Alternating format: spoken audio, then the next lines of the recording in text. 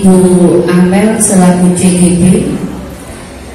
Baik Bapak Ibu, pada pagi hari ini awalnya kita harus memanjatkan puja dan puji syukur terlebih dahulu. Kita sudah bisa berkumpul di tempat ini, di ruangan ini dengan diberi kesehatan, hikmah sehat oleh Allah SWT. Baik, untuk menyingkat waktu, untuk pagi hari ini kita juru penggerak kita yaitu Ibu Amel, yang nanti untuk kegiatan kali ini dibagi menjadi dua sesi. Yang pertama adalah sesi pemaparan dari Ibu Amel, sesi diseminasi kepada Bapak Ibu guru tentang materi PSK tersebut. Kemudian sesi yang kedua nantinya akan dibuka adalah sesi diskusi atau tanya jawab. Baik, untuk waktu kami berikan seluas-luasnya kepada Ibu Amel untuk melakukan diseminasi materi dari guru penggerak tersebut, yaitu berupa pembelajaran sosial dan emosional. Dipersilakan. Terima kasih Ibu Moderator, Ibu Evi Nisa. Assalamualaikum warahmatullahi wabarakatuh. Waalaikumsalam warahmatullahi wabarakatuh. Alhamdulillahirrahmanirrahim. Puji syukur kepada Allah SWT karena pada pagi hari ini Rabu 11 Oktober 2022 kita ditemukan kembali oleh Allah SWT dalam keadaan sehat walafiat. Salawat dan salam selalu ditujukan kepada pimpinan kita Nabi Muhammad SAW. Semoga kita semua selalu mendapatkan syafaat dari beliau. Amin.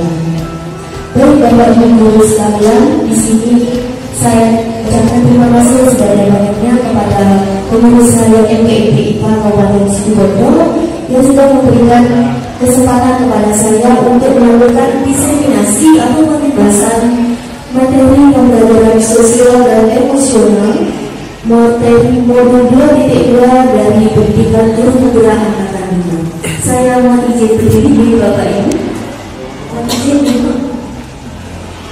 Baik, terima kasih Bapak Ibu guru. Di sini kami hanya ingin menyampaikan apa yang sudah kami pelajari mengenai modul 2.2. Bukan berarti kami yang lebih fasih atau lebih pintar, tidak Bapak Ibu guru. Karena di sini kami masih belajar dan berusaha memahami di sini yaitu pembelajaran sosial dan emosional. Kita tahu kita memiliki 4 kompetensi sebagai guru, sosial, pedagogik, profesional, dan satunya kepribadian. Nah, di sini pembelajaran sosial dan emosional juga penting sekali dan ada yang kaitannya dengan 4 kompetensi sebagai pendidik. Dan juga kalau di sini ada 3 kompetensi, yaitu sikap atau afektif, psikomotor, dan juga kognitif. Nah, ditambah lagi yakni pembelajaran sosial dan emosional. Sebenarnya sudah terikut di dalam sikap atau afektif, tetapi di sini kita jabarkan lebih jauh lagi. Dan jujur ini belum pernah saya sentuh sama sekali sebelumnya. Kita selama ini kalau pembelajaran afektif atau sikap, ya hanya jujur, disiplin, kita mengobservasinya. Siswa belajar di bawah tekanan, dia tidak akan bahagia.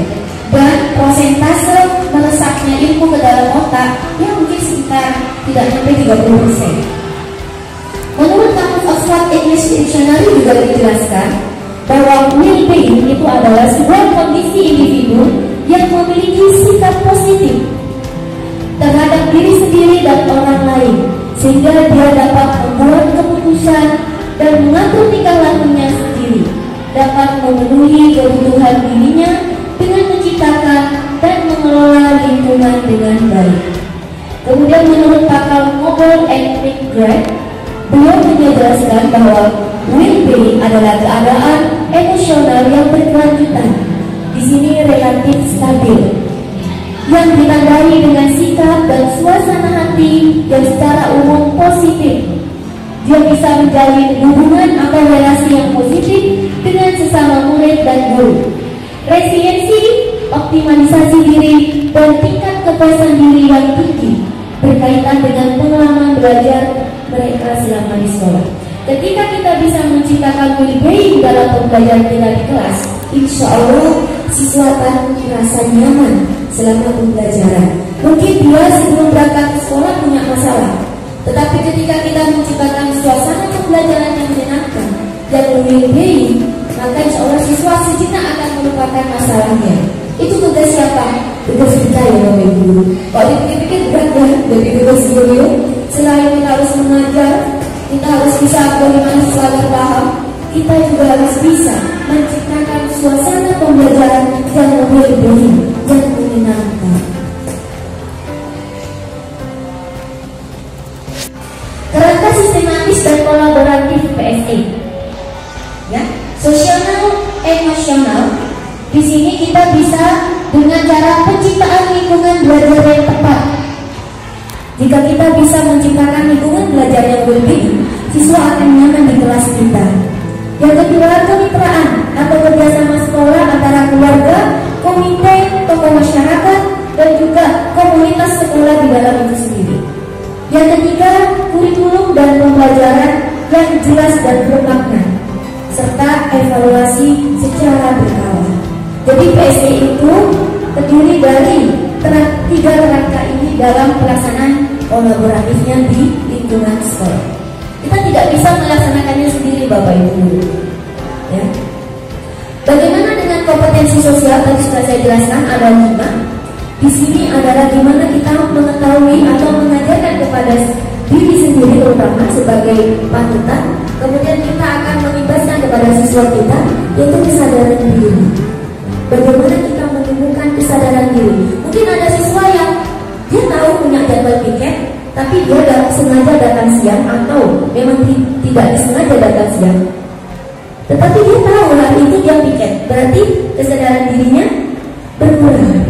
Kita sebagai guru punya tugas dan kewajiban untuk mengingatkan siswa. Ya.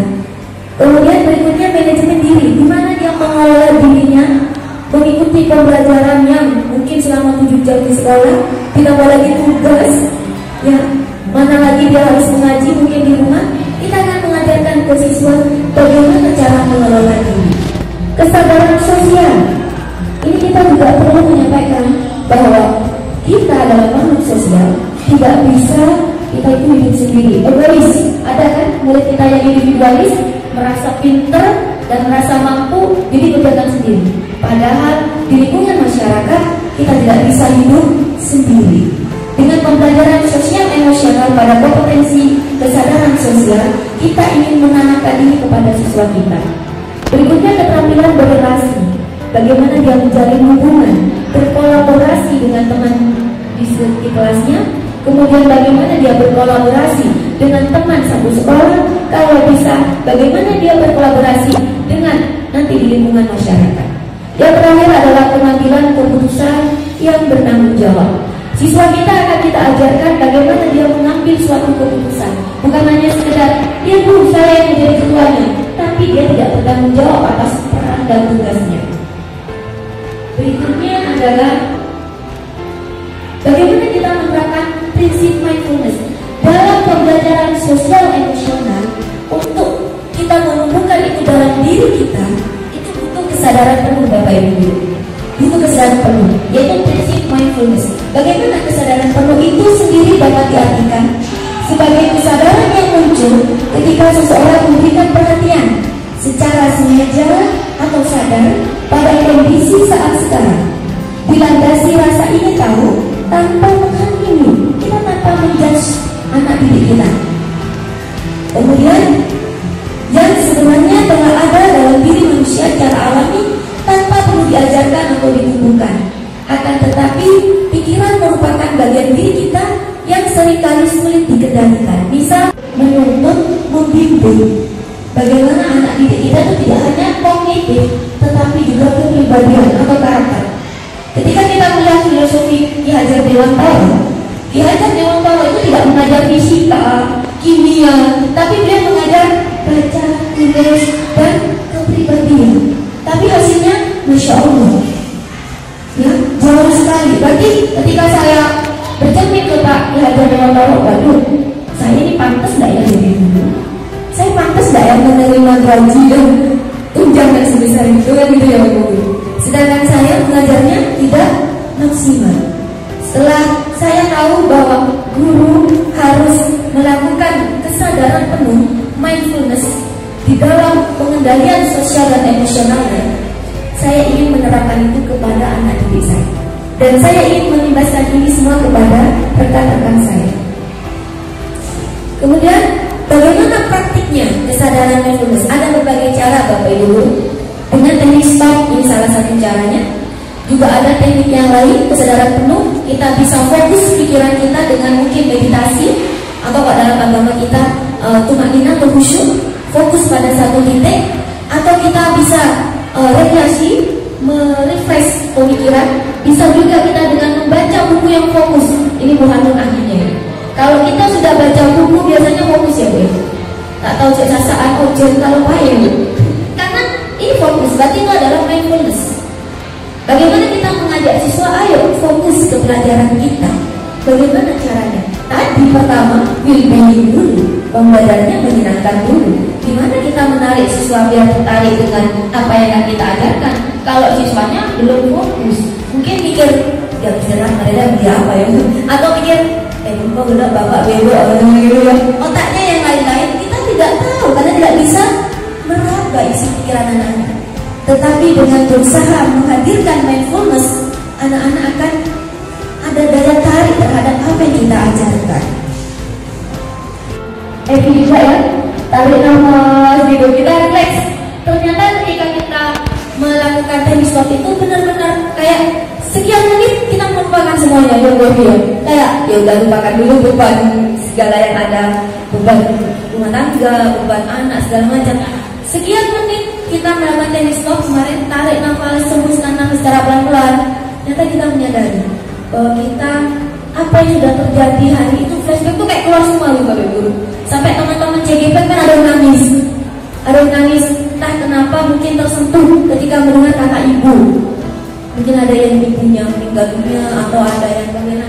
Saya juga kemarin itu, waduh, tidak gampang ya menciptakan mindfulness atau kesadaran penuh. Kalau bahasa kita mungkin kerusukan, fokus pada satu titik. Bisa juga dengan kebiasaan atau hobi kayak tadi membaca, menulis, kesadaran penuh akan terbentuk. Praktek kesadaran penuh memperkuat 5 kompetensi tadi Bapak Ibu. Ini yang akan kita ajarkan kepada siswa kita.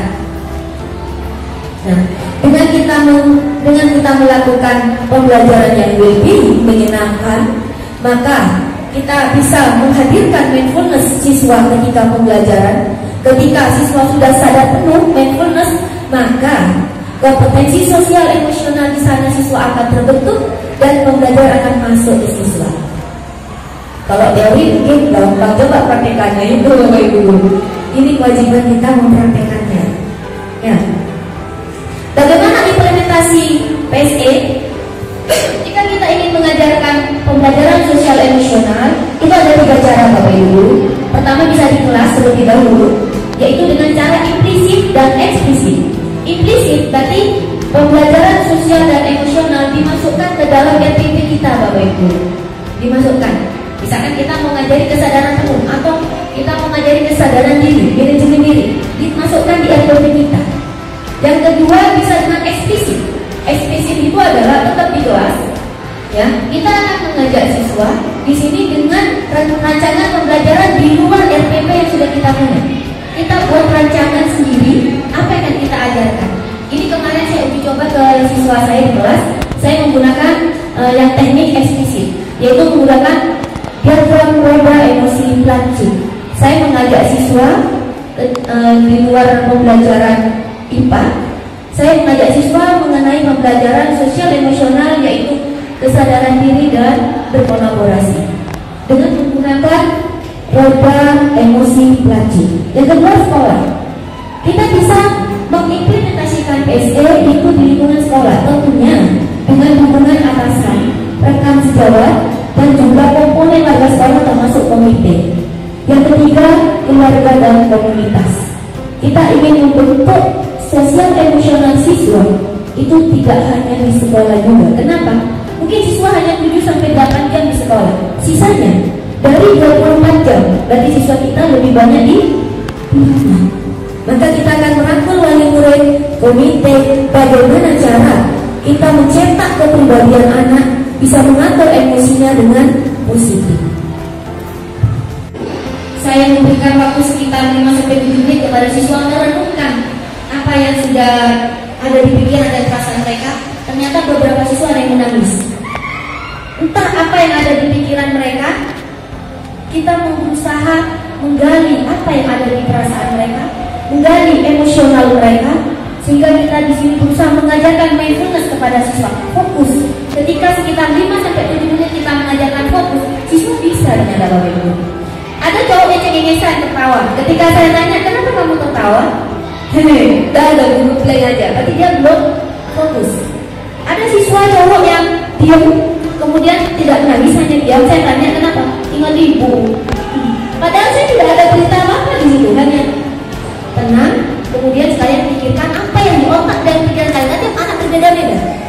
Saya tidak meminta yang macam-macam, hanya memintakan satu komentar. Ini langkah selanjutnya saya menyampaikan diagram roda emosi praksi kepada siswa. Roda emosi itu memiliki berbagai macam warna. Kemudian saya menampilkan kepada siswa, saya menjelaskan. Kemudian saya minta kepada siswa untuk mengidentifikasi perasaan dan emosi dia hari itu, saat itu. Kamu berada di warna yang mana saat itu? Apakah kamu marah, jengkel, cemas, atau kamu lelah? Kamu senang hari itu? Kamu cari di roda emosi itu kamu bagian yang mana? Saya kasih waktu sekitar 2 menit sambil saya sekali lagi instrumental. Apa yang ada di menit sendiri? Saya shoot, ada yang langsung cemas, marah, ada yang cemburu, ada yang lelah, ada yang senang. Ketika saya majukan anak untuk presentasikan, silakan kalian tulis atau gambar atau puisi atau nyanyi atau kalian dalam bentuk emoticon boleh. Anak-anak buat emoticon tawa, ada yang senang boleh. Ketika kita minta dia presentasi, saya tanyakan alasannya kenapa. Saya senang bu, nilai UTS saya besar. Satunya kenapa? Saya sedih bu, UTS saya ada di hati dan pikiran anak kita, Bapak Ibu. Mungkin secara raga dia ada di kelas bersama kita, tapi secara emosional kita tidak tahu. Nah, ini kemarin saya baru menyadari bahwa anak didik kita itu adalah titipan dari orang tua, titipan dari negara kepada kita sekolah, khususnya kepada kita seorang guru untuk membangun karakter anak didik kita. Selain menanamkan pembelajaran secara akademik, tetapi akhlak juga itu yang utama, Bapak Ibu. Demikian pemaparan dari saya mengenai pembelajaran sosial emosional. Mungkin ada yang ditanyakan atau ingin sharing tanggapan, saya kembalikan lagi kepada Ibu Moderator. Terima kasih.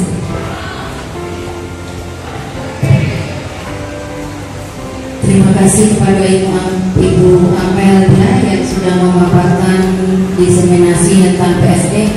Monggo saya minta tepuk tangannya dulu dari Ibu Amelia.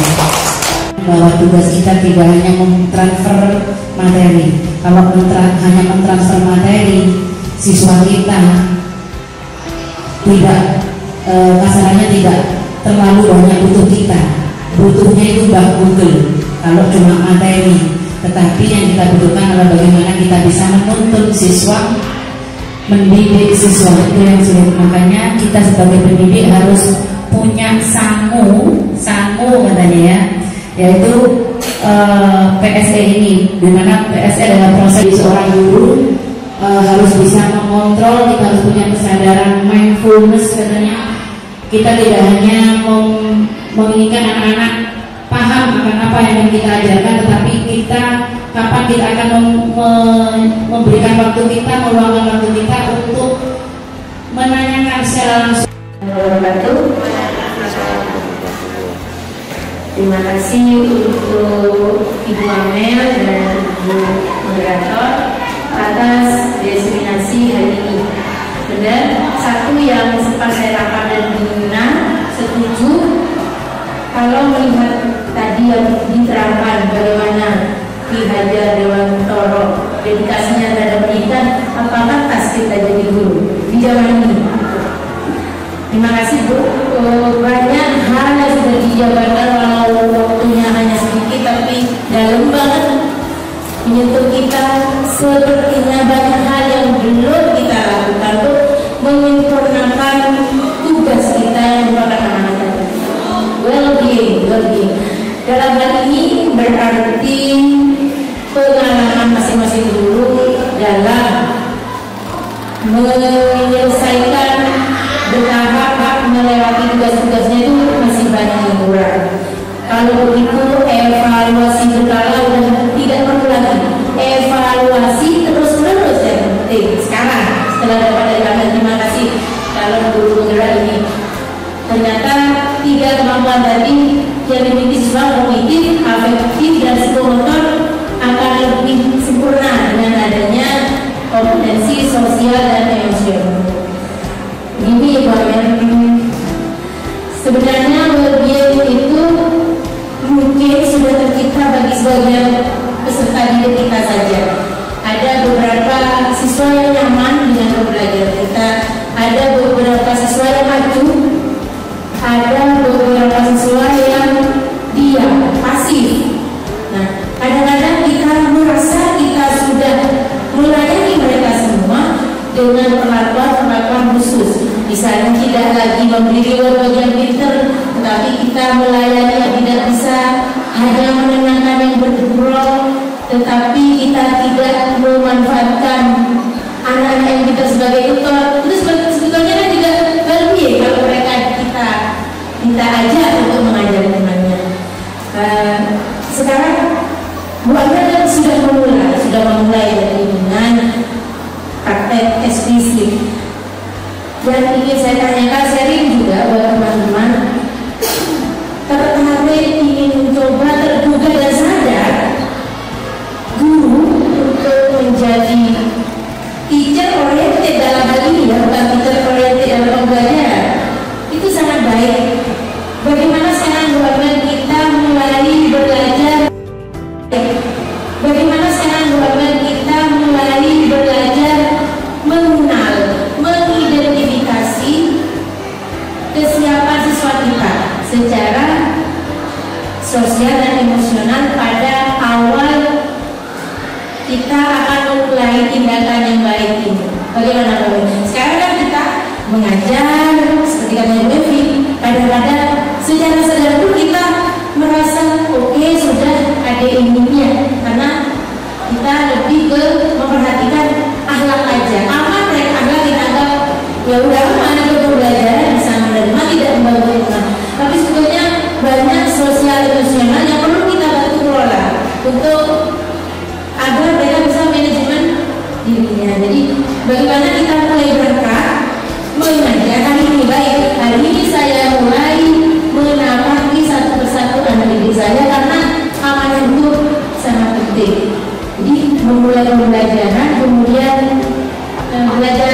belajar mengenal bagaimana kondisi awal sebelum mengikuti pembelajaran. Bisa dijawab kami, ditambahkan teman-teman yang mungkin punya pengalaman itu.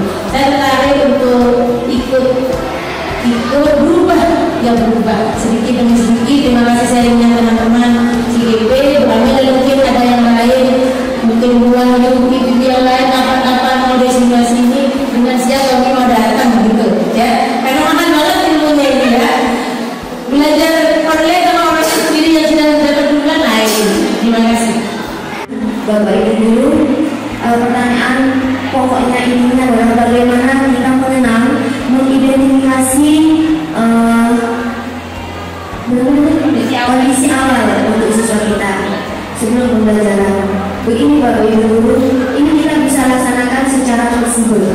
Bisa kita terapkan pembelajaran sosial emosional ini seperti alur mengalir. Begini kita bisa menggunakan teknik yaitu implisit. Kita menerapkan 5 kompetensi atau salah satu dari 5 kompetensi itu kita ikutkan ke dalam RPP kita Bapak Ibu. Kita masukkan ke dalam RPP kita. Misalkan sekarang saya mengajari tentang kesadaran diri dan kolaboratif. 2 kompetensi ini yang mau saya ajarkan hari ini ke siswa. Nah itu kita masukkan ke dalam RPP kita. Apa langkah sampaikan di sini. Contoh, pertama kali masuk menyapa siswa dengan salam dan hangat.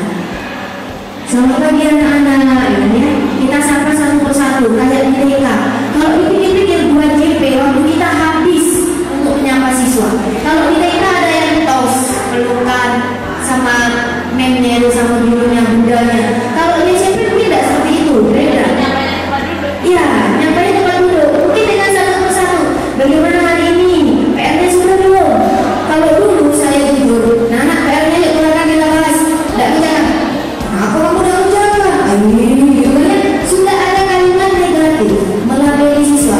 Kita sedikit demi sedikit merubah itu dengan cara kita implisitkan ke dalam pembelajaran kita. Itu tadi di awal menyapa anak dengan salam dan hangat seperti presenter. Selamat pagi Bapak Ibu guru semua ya. Sok manis gitu Bapak Ibu. Dan itu begitulah kita seorang guru menyapa anak kita dari hati kami. Benar-benar dari hati bagaimana kondisi mereka hari ini. Kemudian yang kedua, kita lanjutkan di kegiatan apresiasi dan motivasi.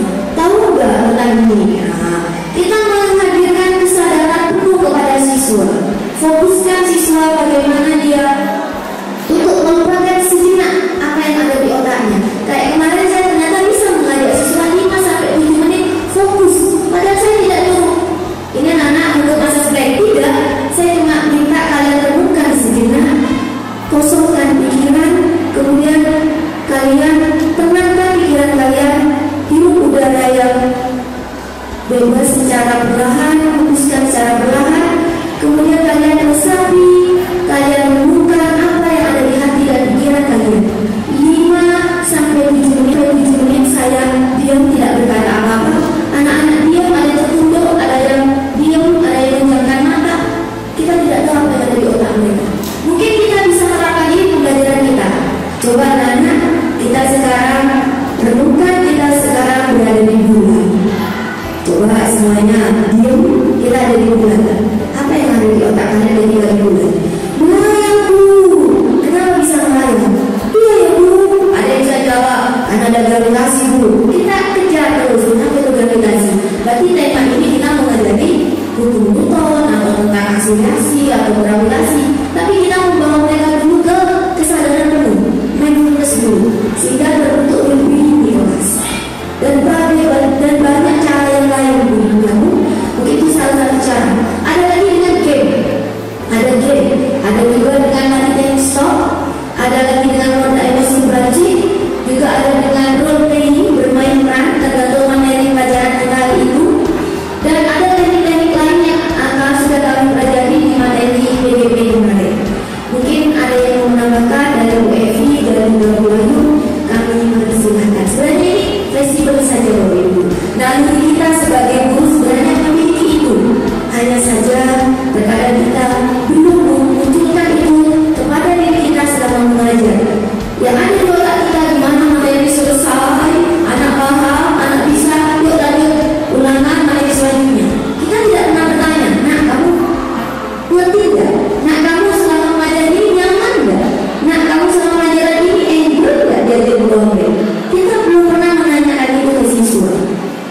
Secara pribadi kita mungkin menanyakan itu beberapa kali dalam satu bulan pertemuan begini Bapak Ibu. Kita tidak tanyakan itu setiap hari. Beda dengan guru TK dan PAUD. Makanya kenapa ketika kita di-setelkan video tentang guru TK dan PAUD itu kita langsung setuju. Kita harus belajar kepada mereka gimana guru TK dan PAUD harus mengemong banyak siswa. Sistem apelnya bagus. Kita yang sudah merasa mengajar anak yang remaja menuju dewasa, ngerti paling ini. Padahal kita tidak tahu mereka ngerti apa tidak. Kita belum menanyakan seperti itu. Mungkin ada yang menambahkan dari Bu Evi atau Bu Bayu? Bapak Ibu, saya sampaikan saya selaku moderator di sini menyampaikan banyak-banyak terima kasih kepada Bapak Ibu semuanya dan juga kepada Ibu CDP, Ibu Amelia yang sudah memberikan materi yang sangat amat bisa menjadi kita guru yang katanya bergerak Indonesia yang lebih maju. Jadi monggo Bapak Ibu kita sama-sama bergerak, jangan anak-anak saja yang kita suruh bergerak, tapi gurunya dulu di tempat.